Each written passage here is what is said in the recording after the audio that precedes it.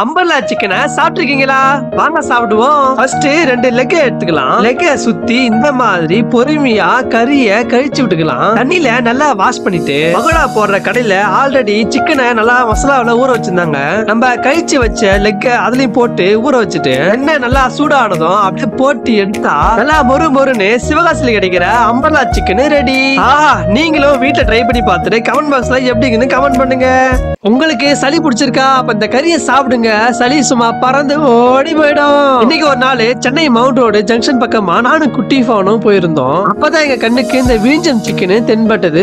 அடா இது Kerala style chicken ஆச்சே, சாப்பிடுறதுக்கு ரொம்ப காரமா இருக்குமே, வேணான்னு குட்டி ஃபோன் சொன்னான். அடா டே அப்படின்னுடா காரமா இருக்க போது வாடா ஒரு கை பாத்துலான்னு கடைக்குள்ள போயிட்டு ஆளுக்கு ஒரு பிளேட் விஞ்சம் சிக்கனை ஆர்டர் பண்ணோம். நம்ம சேட்டா அங்கிளும் தேங்காய் எண்ணெயில கறியை போட்டு சும்மா பொரிச்சு எடுத்துட்டாரு. அதுக்கு பின்னாலேயே கேரளா ஸ்டைல் மசாலாவை எண்ணெயில அலசி எடுத்துட்டு பிளேட்ல 3 பரோட்டாவும் ஆளுக்கு ஒரு சிக்கனை வச்சு கொடுத்தாங்க. ஸ்டார்டிங்ல சாப்பிடும் போது ரொம்ப நல்லா தான் இருந்துச்சு. போக போக தான் தெரிஞ்சது வாயில போகுதுன்னு. இந்த விஞ்சம் சிக்கனை நீங்க சாப்பிட்டீங்கன்னா உங்களுக்கு பிடிச்சிருக்க சனி தலை தெறிக்க ஓடி போயிடும். ஒன்ஸ் ட்ரை பண்ணுங்க.